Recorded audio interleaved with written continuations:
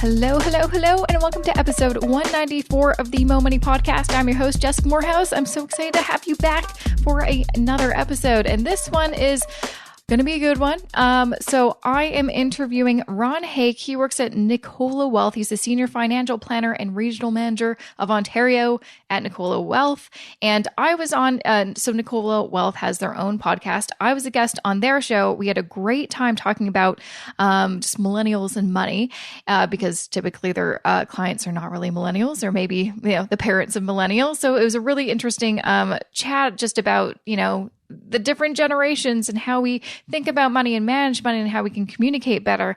So I wanted to have Ron on the show here so we can talk more about specifically millennials and retirement planning, because, I've had a few guests on the show recently and, in the past about retirement planning, but I still feel like whenever you're looking for information about retirement planning, it really is geared to people that are Gen Xers, baby boomers, things like that. I feel like it's kind of hard to find information specifically for people like us. And it is something that we all need to start thinking about. We need to start saving for retirement because, we don't have the luxury of all those pensions that our parents or grandparents have. I mean, if you have one, good for you. But most of us, we'll have to basically self-fund our entire retirement and, obviously get some supplementation through government programs. And it's just like a lot to know. And we need to start thinking and planning right now while we're young-ish. And so that's why I've got Ron on the show to talk about all things retirement planning and also specific to Canadians, which is going to be great. So you're going to love this episode. But before I get to that interview with Ron, here's just a few words about this episode's sponsor. This episode of the Mo Money Podcast is sponsored by the Scotia Momentum Visa Infinite Card. What kind of cashback are you getting with your credit cards? Not sure? Let's review and see if you could be earning more. The Scotia Momentum Visa Infinite Card is offering new cardholders 10% cashback on everyday purchases for the first 3 months, up to $2,000 in total purchases, plus the annual fee waived for the first year. That's a value of up to $299 in your first year.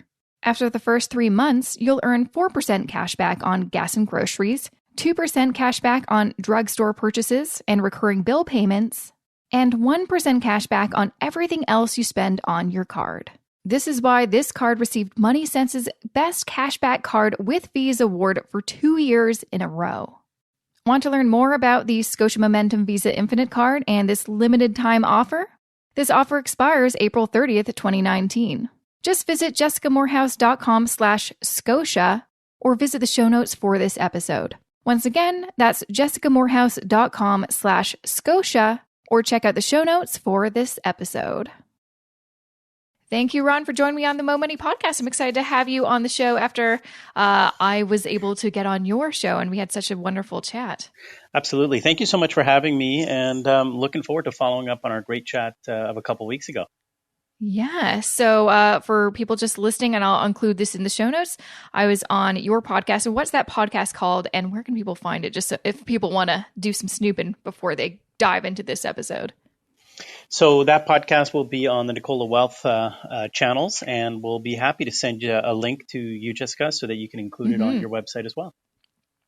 Absolutely. So for that episode, we largely talked about how to kind of talk, if you're, Gen X or baby boomer, how to talk to your millennial children about money management, or, just how to set them up for success when you are kind of in that older generation and trying to understand the minds of young people. So I'm glad I hope that I kind of shed some light on that. It was an interesting conversation. I don't think I've ever really talked to anyone about lots of that stuff. So it's nice to have you on the show so we can kind of talk more about the other side of things. A lot of my listeners are younger and they want to they're listening because they actively want to do something about their financial situation. They may not have necessarily learned all the steps to do that. And, but I definitely want to dive in specifically about more talking about investing in retirement planning, because I think a lot of us, especially when you're in your 20s and 30s, you're very much focused on kind of those present needs, such as, home ownership, saving up to buy your first home, paying off your student loans or your consumer debts. Maybe you have a line of credit or a credit card and you just need to crush that, and starting to kind of build up some savings like an emergency fund and some things like that. It's usually once you've kind of dealt with all of those things, you're ready to kind of start thinking about your future plans, investing for the long term, and retirement planning. But what I have noticed by talking to a lot of people my age is they have no idea what the heck that means. They don't know what retirement planning really looks like. So to start, I'd love to learn a little bit more about you and your kind of experience, because I know you're kind of an expert in this field. And then we can kind of chat about what overall does retirement planning mean, kind of from a, your perspective, I suppose. I think, I do have a little bit more experience. I'm not of the demographic that's probably listening to the podcast. I'm a few years older, but I'm a Gen Xer. And so I'm not that far removed from my 30s and understanding, in my 20s and understanding, oh, that's what I should have done, right? Or what could I, had I been able to write a note to my future self, this is what I would have said. And so when you talk about retirement planning and investing, I think it's really about investing the time. And retirement planning really is about taking action to reach your retirement income goals. But what the heck does that mean, Ron? I mean, simply put, it's thinking about something so far down the road, you can't even think about it today. It's an intangible thing. John Lennon, and I know that despite my age, I know everybody listening should know who John Lennon is. My gosh, yes, they should.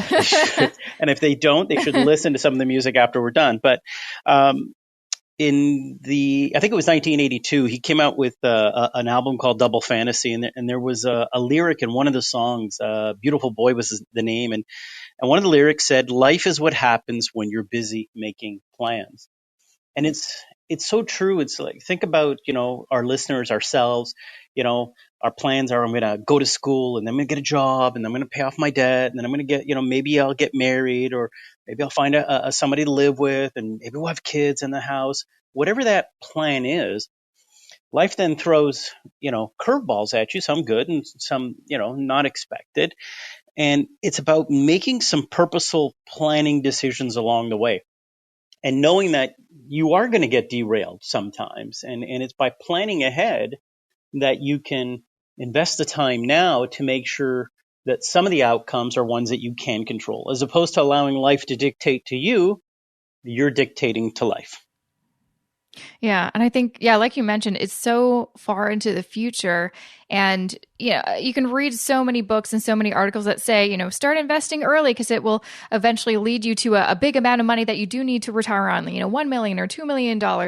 Those numbers sound crazy. And I think a lot of us have never, because we haven't maybe started investing yet, or we have, but it's only been a few years. So we don't really see, we haven't made that much money off our money yet. So it almost seems like, yeah, sure. Like it's something that it's hard to really grasp or visualize. I guess the only way to really do that is to maybe talk to your parents or your grandparents and look at, where did they start from and how did they end up to where they were?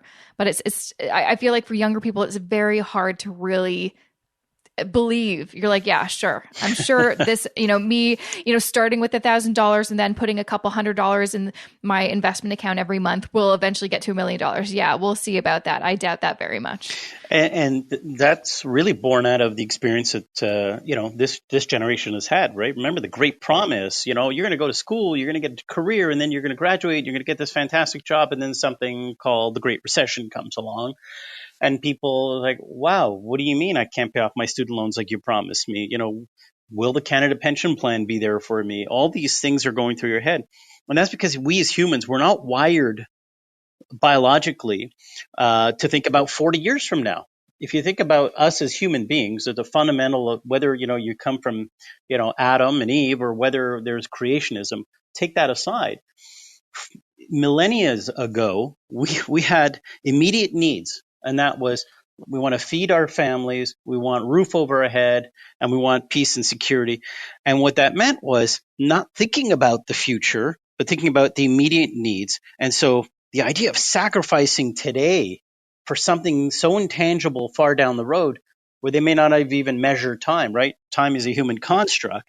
So when you look at those things, how we now in today's 21st century plan and ensure that we have what we need in the future is really important.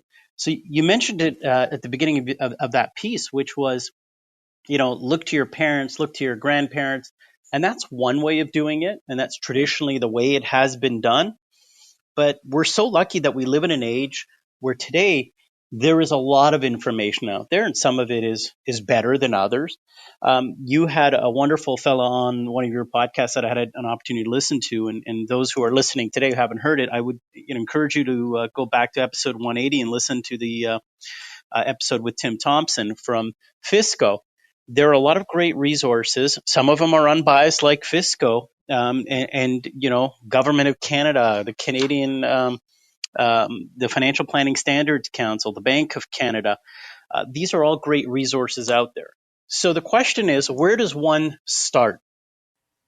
Yes. Yeah. Where does one start? Where should we start? So if we take the analogy of a marathon or any long-term race, you don't run 42 kilometers or any significant distance without taking that first step. The first step is just asking questions, and know that there's no such thing as a dumb question. And any advisor that looks at you like you're foolish for asking that question, that's not an advisor you should be working with, because all of us, whether we're seasoned professionals as myself, or whether I'm a new person learning about investing and financial planning, all of us we're newbies and had to ask these questions. So it's important that you reach out, get the kind of information that is customized to you early on. Ask those questions. So some of the questions that are important are, what are my goals? Well, you talked about it earlier, saving for a house, vacation, kids. Do I want to go back to school? And maybe retirement at some point. Some people may want to retire, but that's, again, a 40-year plan that we want to put in place here. And so while the first step is we want to save, the questions really is for what? What purpose? Because you have, like all of us, every single one of us, we have multiple competing priorities. So what's important to you might be very different than the person sitting to your left, who might make the same amount of money, doing the same role, come from the same background, but it's you as an individual, and it's your uniqueness. That's what has to shine through in whatever plan you put together, either on your own or with the professional's help. Mm-hmm. Yeah, absolutely. I think all the people I've talked to on the show, it always does kind of seem to go back to just a prime example. Recently, I did a workshop at one of the Toronto Public Libraries, and one of the questions I got at the end it didn't really have anything to do with what I just talked about, but someone just had a question like, I have, some money, how can I double it? How should I invest it? I'm like, let's unpack that, because I think a lot of people may not even be asking the right questions, but I can kind of see where their logic is. So like you said, it's like, let's start with figuring out what your savings goals are first, and then figure out what's a good strategy for all of those goals to reach, to attain retirement at 65 or 55 or whatever the case is. But I think a lot of us jump kind of a few steps or several steps to be like, I don't know, I just know I need to invest and I want to make as much money as possible. So what would you recommend to invest? I'm like, it's not as easy as just saying, invest in this product and you'll be just fine. No, you're absolutely right. It's about customizing it to your priorities. There is no one size fits all. Risk is a 4-letter word, and how you define that risk really comes down to your experience. Think about going to Starbucks, for example. If I want a cup of coffee, there's lots of great coffee places, but what makes Starbucks as good as it is you can have the drink any way you want it. For me personally, I like a venti chai latte, non-fat, 7 pump, extra foam. So I'm going to pay. Wow. That's a lot of caffeine. But it allows that customization. I'm willing to pay a little bit more for it. Right? Or I could go down the street to my diner, give me a coffee, double. I'll pay a little bit less. And there isn't one that's right or wrong. That's not the approach here. you can really see that customization is what makes the experience unique. They listen to me. They hear what I want. They might make a suggestion, and ultimately, I'm going to come out with what I want with the guidance of a professional. It's no different in any service industry, including wealth management, financial planning, and investment management. If your goal, as you said, is, hey, I want to double my money. Okay, my job then as a planner is to say, okay, sure, let's look at that, and let's look at what the attendant risks are with that. So if you're willing to double your money, are you willing to lose half of it as well?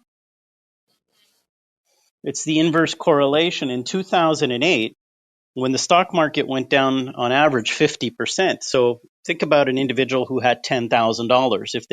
If they wanted to double their money and they went from 10,000 to 5,000 because the market halved, they would then need to get 100% on their 5,000. They would need to double just to break even.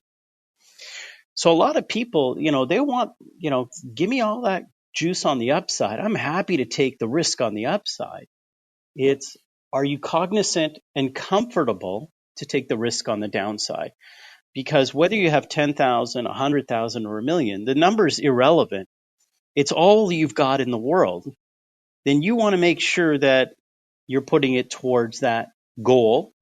And there is no, yes, we have those Cinderella stories, those unicorns, as we call them, where people will, double their money overnight, or they get into different segments of the market, and they're lucky. I call them cocktail discussions. You go around, and you're at the bar, and people say, yeah, hey, I doubled my money.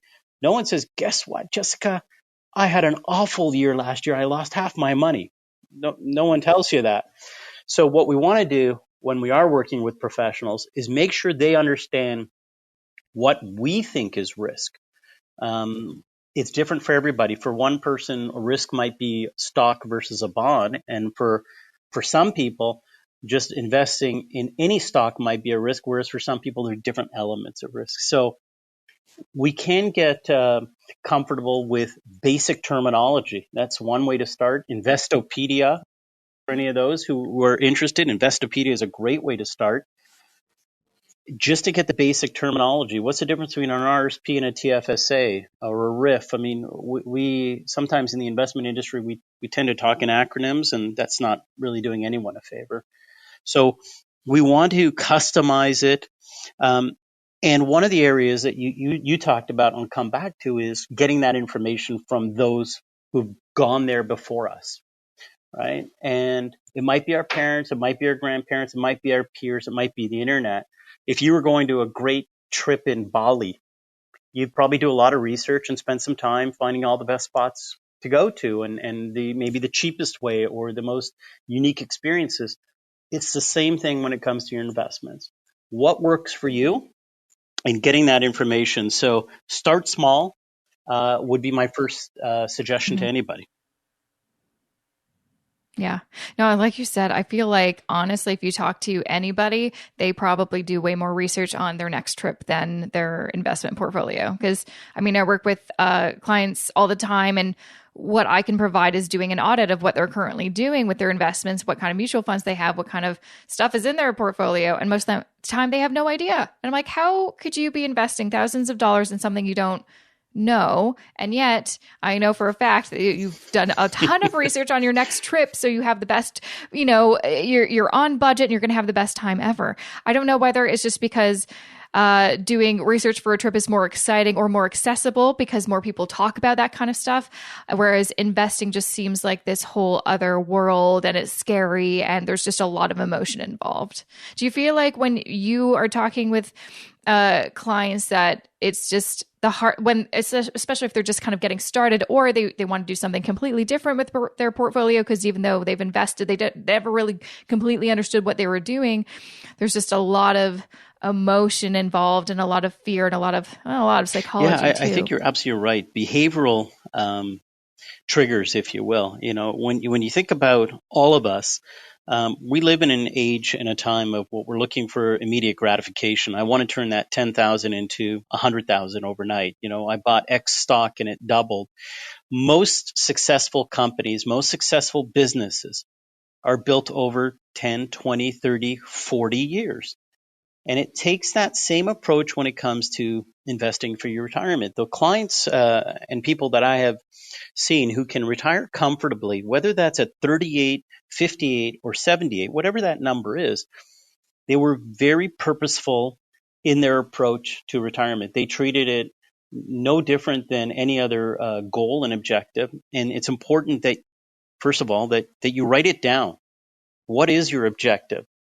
Yeah, you want to retire, but retire making, do you want $100,000 a year on your portfolio, or do you want $50,000 a year? If you want to live in the city of Toronto, or do you want to live in a small town in Ontario, or do you want to retire, somewhere exotic? These are all factors that will play into it. So by writing down the goal and having someone to hold you accountable, now that could be an advisor, but it could also be your partner, your colleague, your spouse, girlfriend, whatever it might be. And by sharing those discussions, I think by having two people working towards that goal, there's a lot of buy-in. And it's sort of like, how many of us have started New Year's resolution and said, oh, I'm going to go to the gym, and at first we can do it on our own because we're so motivated. But to continue to go on a regular basis, or any resolution, requires sometimes a trainer or a partner, someone to help us. And really, that's the role you play, Jessica, and the role that I play, which is we're your personal trainer for your financial assets, if you will. We'll keep you on the straight and narrow. And so when you're looking at, I've done some research and looked at some of the statistics of your cohort. And it's, not surprising that about half don't have an RSP. And when it comes to deciding between an RSP and a TFSA, about half opt for a TFSA.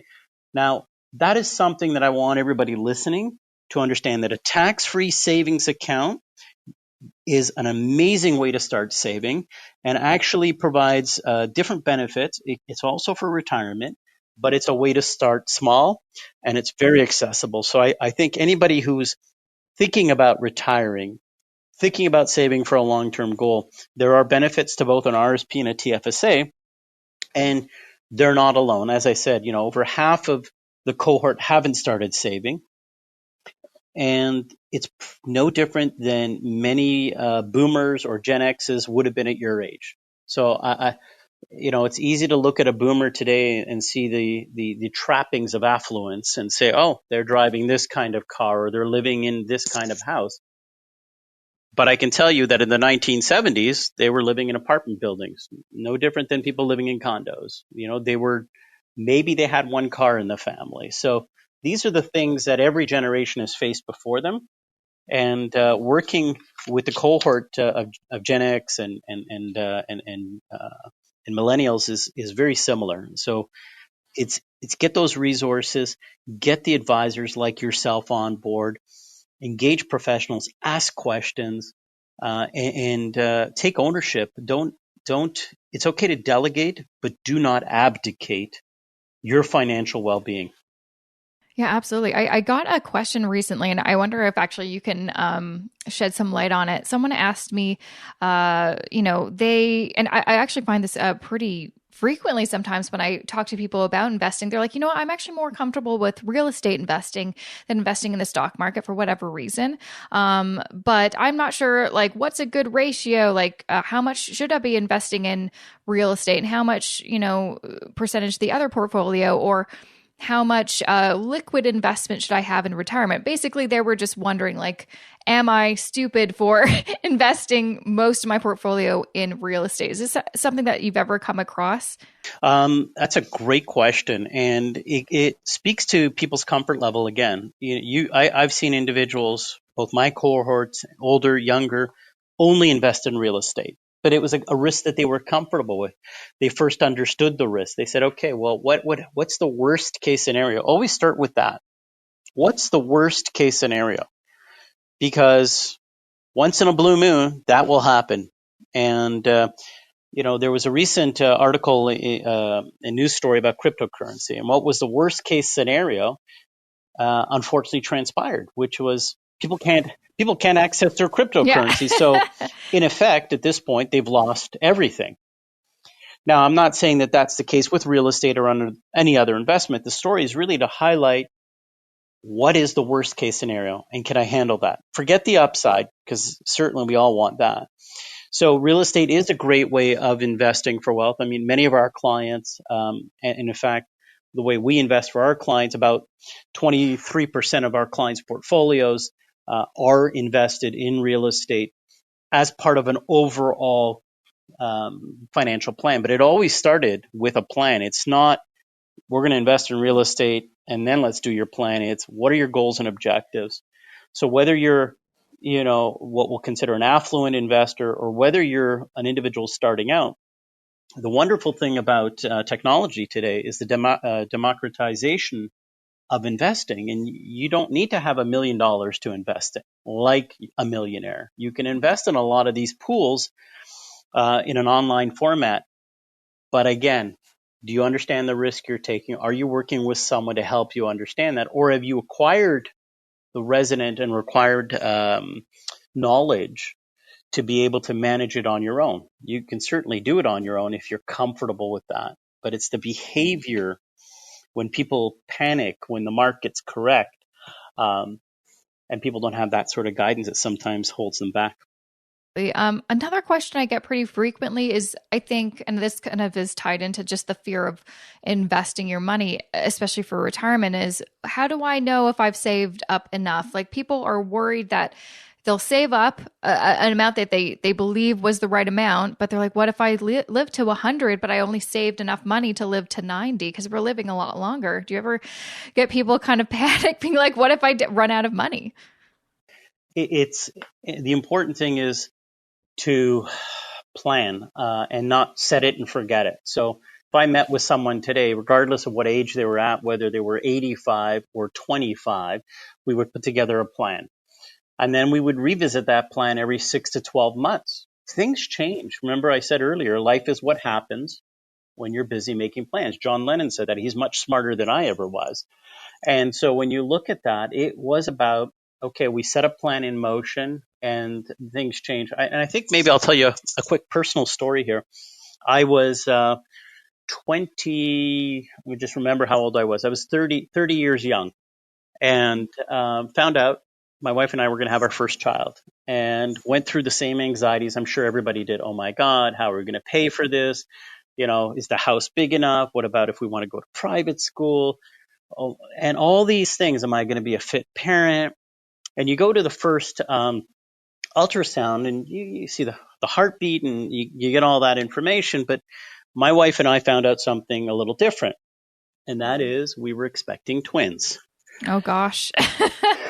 So if you can imagine that, all of a sudden this anxiety that I might have had around having one child is, holy moly. I don't think that's the word I used, but in case there are young children listening, holy moly, how am I going to pay for 2 kids at once? And today, I fast forward, I have 4 children, 2 of which, the 2 oldest, are in university right now, and I'm paying for it. And it was, once the shock comes through, it was, okay, here's the goal and the objective. The goal and the objective is to raise these kids well, maybe give them an opportunity to go to post-secondary if that's what they want, any other things along the way that we may have budgeted for. But it meant sacrificing. And when I say sacrificing, it doesn't mean that I stopped going out to restaurants, or we sheltered down and never ate anything but ramen noodles.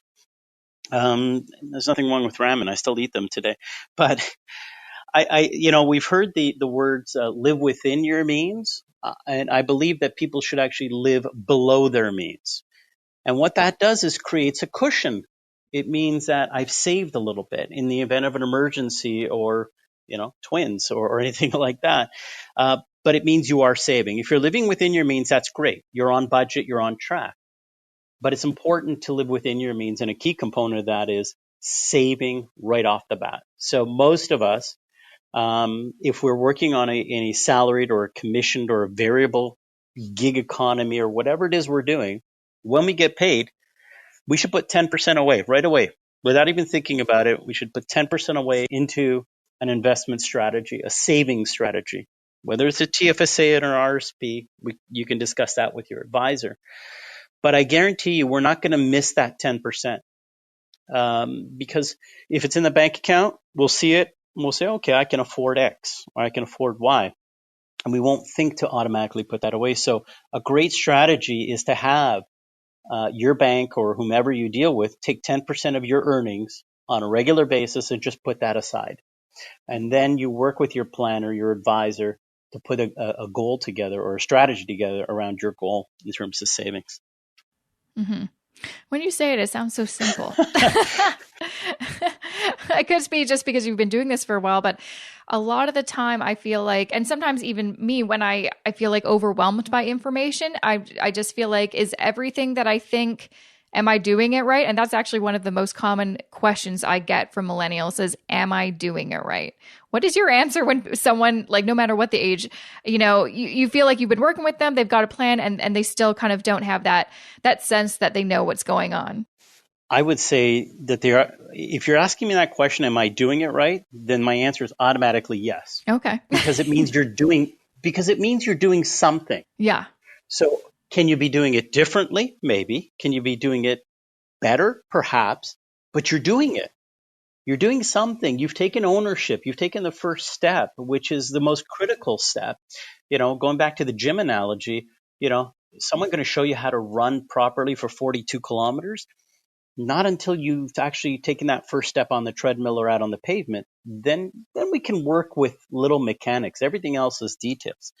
But, that's a great question to ask people, whether it's an advisor. But, ask your parents if you've got parents and grandparents, because I'll guarantee you, sometimes we think our parents have their act together. My parents got it all figured out. I know as teenagers, we never thought our parents had their stuff together. But as we age, we all appreciate maybe that our parents, hey, you know what? They didn't do such a bad job because, you're alive and you're breathing. So they must have fed you okay. But our parents don't always have their act together. But what it allows us to do, is start to see our parents as infallible, which is fine, which is okay. Not just when it comes to their finances. Parents also don't want to appear uninformed. So you can ask in a non-threatening way, hey, Dad, I need some help planning for my retirement or a house purchase. What are you doing? Who are you using? What that will do is help you and them build a shared sense of a goal. Oh my God, I'm so happy, Jessica, that you're looking to save for your retirement. Yes, let me introduce you to the firm I use. You might not end up using the same advisor. You might not even use the same firm, but you've started that conversation. And over time, you'll be able to slowly become a partner in this with your parents. And again, it doesn't have to be a parent. It could be a mentor at work. It could be a friend. It's about sharing the journey and recognizing that others are going through this with you or have gone through this in advance, or maybe even if they're older, maybe they're just going through it right now because they didn't have the guidance maybe that you do. Yeah, no, I feel like definitely we probably don't talk to our elders, not elders, but people that are our parents or older mentors or stuff enough about these things. We kind of, I feel like a lot, I'm guilty of this too, talking to my peers, which is helpful, but it's also good to know what other generations, like I never talked to my grandparents about how they were able to live in retirement, and they were retired for decades. I never asked them. And now I'm like, now I wish I had. So my kind of next question is, and I think this is because we talk a lot about saving for retirement, but a lot of us younger people don't really know what that life looks like. For me, my parents are still working. They are not retired yet, so I don't quite know. What does retirement look like? And how does, let's talk about some of the mechanics. Once you are ready to retire, how do you get that money out of your accounts? I think these are simple things to you, but I think a lot of people have never really thought about it. So 2 great questions, both interconnected. What does retirement look like? And how do I fund it, essentially? right? So the first question, what does retirement look like? The answer is it depends. Yeah, and it depends on the individual. So for some people, retirement means I want to travel the world and I want to do so, first class. And I'm going to go to every continent, every country, and I'm going to cycle. So I had a former client many years ago. His retirement was literally getting on a bicycle and cycling the world. And he cycled at one point from Istanbul to Shanghai over several months. I think it might have been something like 8 months through some very inhospitable terrain, we'll call it. But that was his life goal. So he had planned for that for years in advance. He knew what it was going to cost. He did the research. Going back to what you talked about earlier, you're planning a vacation. Planning for retirement is the same thing. What do I want to do when I don't, quote unquote, have to work? And retirement could mean I'm still working because I love what I do. Many people, and I think a lot of the boomers are not retiring, not because of financial limitations, but because they said, okay, well, what do I do? Canada Pension Plan was set up initially with the idea of people living until 69 years young. So they retired 65 and they'd collect CPP for about 4 years. And then Stats Canada said that's when the average person was going to pass away. Well, now, people are living into their 90s and living into their 90s well and healthy. And this younger demographic, this generation of millennials and Gen Xers and so forth, they have the information, the knowledge to know, hey, if I take care of my body, whether it's to eat right, whether it's to be mindful, whether it's to exercise, if I take care of my body's going to be around for a lot longer. And so, to your last question, which is how do I fund retirement? Through multiple sources. So there will be the Canada Pension Plan, which for most millennials will be expanded by the time they retire. So it is not that the government's going to take care of us. There will be some social safety net, but don't rely on them to 100% take care of you. Exactly. But in addition, how else are we going to fund our retirement? And that is the same question that is in front of every individual, regardless of their age, their demographic. And it is, what do I need to live in retirement in terms of what my retirement looks like? And then it's your savings are going to fund your retirement. So what you do today is going to greatly impact your lifestyle 40 years from now. And again, that's hard to see today. The choices that we make today will impact us. Now, the funny thing is, it's not the choices of investments that typically will impact us. It's the choice whether we invest or not. Because 92% roughly is the asset, what we'll call the asset allocation, the determining factor of where you put your money, is less important than actually getting the money in. And so you're going to have retirement savings plans. You're going to have TFSAs. If you're lucky enough to work in a company that has a group contribution or a group benefit pension plan of some kind, that might help. But ultimately, it's going to rely on you. You might end up using your real estate as an investment. So what I've seen with a lot of people is they've been fortunate to live and own a home in Toronto that's depreciated in value. They've sold it and they've retired to an area which is less costly, and they can still fulfill their needs in maybe a smaller town outside of Toronto, because maybe they don't need to go to the opera, and they're just fine. And with the global travel that we have, with the healthcare that we have in Canada, there's lots of opportunities to decide where you're going to retire. The real thing is how you're going to fund it. And that starts with today. And that starts with just put 10% of your paycheck away every time you get that. Start to ask the questions, start to accumulate. And then over time, your planner, like yourself, Jessica, you're going to work with these people and you're going to say, okay, based on your needs, you should be drawing a little bit here, a little bit there in retirement. And always updating that plan is quite imperative. Yes. Yes. I think a lot of things to think about. And it can get overwhelming when you're young because it seems, I think the reason I'm just kind of realizing that it's so kind of anxiety inducing is because it's so important. It's like if you don't do something now, you will you won't have enough to save on. Just like you said, it's like how are you gonna fund retirement? Well, it's up to you. You have to do it. And I think some people don't realize that it's not your mom and dad that's gonna help you, or it's not the government that's gonna save you. It's like, no, it's literally up to you. If you don't save enough money, you're gonna be living on a very low income in retirement, and no one really plans or wants to do that. So let's not do that. Let's plan right now so we don't have to do that. Right. I mean, you think about, did you ever have a project in high school or an essay in university or anything like that in college, and nobody was writing it for you? Here's the deadline, and the deadline was 3 weeks from now or 3 months from now. You got your syllabus, you got all the information. It's all in front of you. Now go out and do the research in order to write that essay. And the deadline is 3 months from now. And Jessica, if you don't finish that in 3 months, the consequence will be X, whatever that consequence is, a low mark, failure. And you sometimes with hindsight can say, oh, had I done that earlier, had I started earlier, I might have, come out with a better outcome. Maybe I wouldn't have had as much anxiety.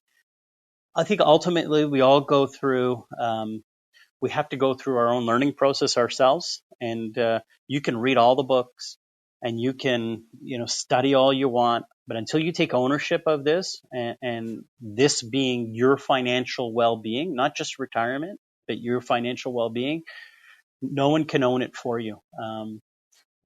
The analogy I often will use is think about your medical care or your dental care, whatever it is. You can go to your dentist and he or she will tell you, you got to brush 3 times a day and floss and come see me every 3 months. And, you're going to get all these things done. Ultimately, it's still within your hands to do that. And if you don't do that, the consequences aren't going to be one that the dentist will feel. It's the one that you will feel either physically or financially somewhere down the road. Yeah, absolutely. I feel like this is, even though it's like obvious, it's sort of obvious when you put it that way. Obviously, this is what adulting is all about. I think a lot of us are kind of feel unprepared because this isn't something that's given much focus or priority in our entire education, like from, kindergarten all the way to university. Like no one really talked to me, or there was never really any, I don't know, too many programs or anything that talked about this. So I think a lot of people, especially my age, are realizing as they're getting more bills and getting more financial responsibilities that are like, oh, you mean I have to basically educate myself on this. And this is something a new subject that I've never really thought about. And so it's, I don't know. I hope this just becomes an easier thing and this is more integrated into the education system. That's what my hope is. But until then, this is why I have the podcast and people like you on it. So we can, make it a little bit less scary and introduce people to these subjects and hopefully make them less scary and more digestible. Well, thanks so much for taking the time to chat with me. Where can more people learn about you and Nicola Wealth and the podcast that I mentioned earlier? Thank you so much for having me today. If you want to learn more about Nicola Wealth, you go to that website, nicolawealth.com. And my bio is underneath there, under the investment team, and the podcast will be up on our podcast channel there. And again, we'll send that link over to your page as well. So some great resources there. Continue doing what you're doing, Jessica, because I think it's such important work. You touched on it at the end, which is the education. It does have to start in the schools and in the homes. Mm-hmm. But it starts with us demanding that education. Absolutely. And I think what you're doing is yeoman's work. So thank you so much for all you do. And that was episode 194 of the Mo Money Podcast. And that was my interview with Ron Haik. He is the Senior Financial Planner and Regional Manager of Ontario at Nicola Wealth. You can find out more information about Nicola Wealth at nicolawealth.com or follow them on Twitter. You can also connect with Ron on LinkedIn if you so will. And as we mentioned throughout the show, I was on his podcast, and I'm going to link to that episode if you want to, listen up, me on another show being a guest, which is kind of fun, in the show notes. And to go to the show notes, you just go jessicamorehouse.com/194. 194. So if you ever want to go to the show notes of any episode that you ever listen to, it's literally just my website, jessicamorehouse.com/whatever the number of that episode is. So this one, jessicamorehouse.com/194. I've got some important things to share with you in just a few seconds, including a bonus episode for tomorrow. But first, here's just a few words I want to share about this episode's sponsor. This episode of the Mo Money Podcast is sponsored by the Scotia Momentum Visa Infinite Card. Looking for your award-winning cashback card? The Scotia Momentum Visa Infinite Card might be just what you're looking for. For a limited time, you'll earn 10% cash back on everyday purchases in the first 3 months, up to $2,000 in total purchases. Plus, the annual fee will be waived for the first year. That's a value of up to $299. This offer expires April 30th. But wait, there is more, with great benefits like access to hotel room upgrades, best available rates, VIP guest status, and late checkout at over 900 luxury hotels around the world.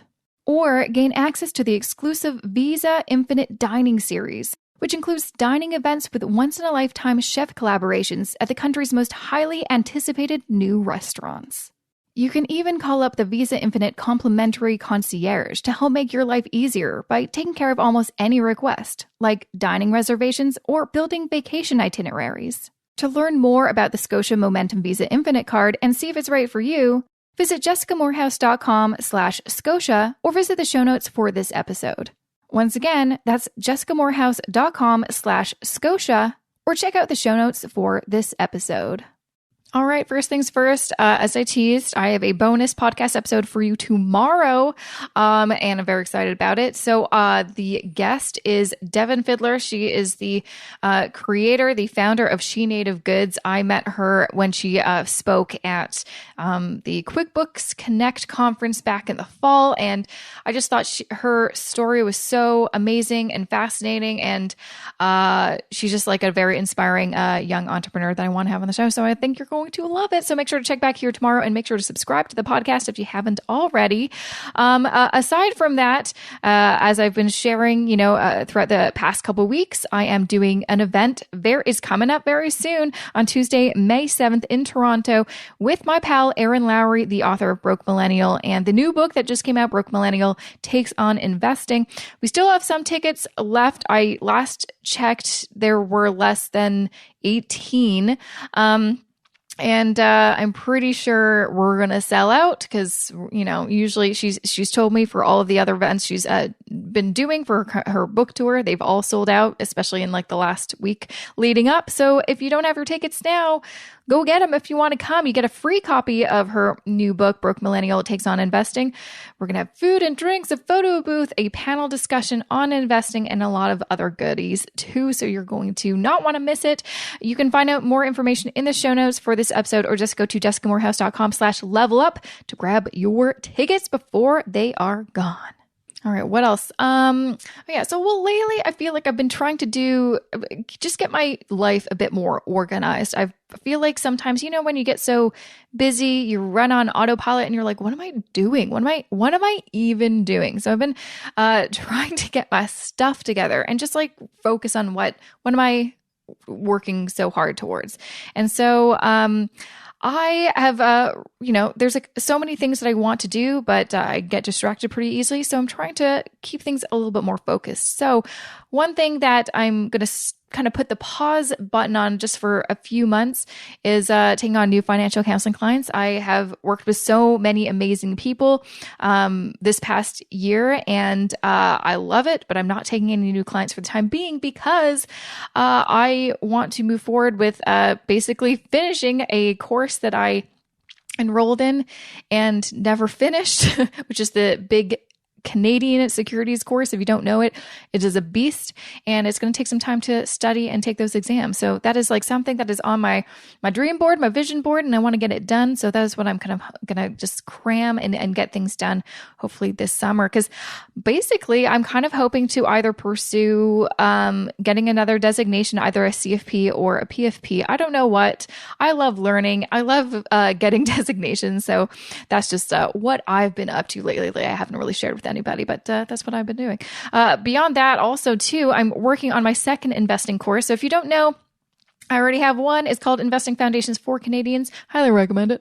But I'm kind of basically doing a part 2 to that course, which is called Passive Investing for Canadians. So if you've ever wanted to use robo-advisors, but you really want to better understand what exactly goes into that, what does that mean?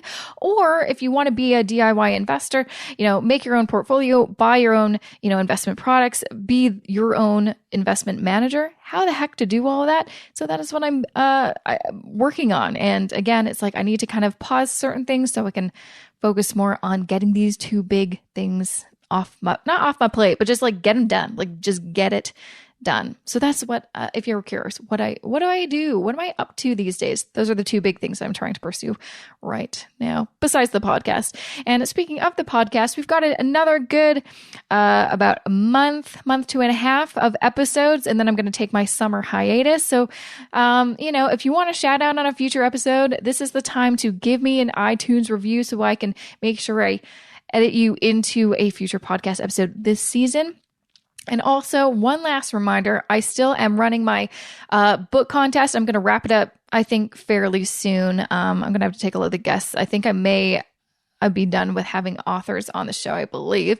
So if you want to win one of the books that was featured on this episode, because I've had a lot of authors on the show, this season, sorry, go to jessicamorales.com/contest, or again, just check out the show notes for this episode, and you can enter to win a copy of one of the books that has been, talked about on this show. So that's it for me. Thanks so much for listening. I'm going to see you back here tomorrow because I have a bonus episode, as I mentioned.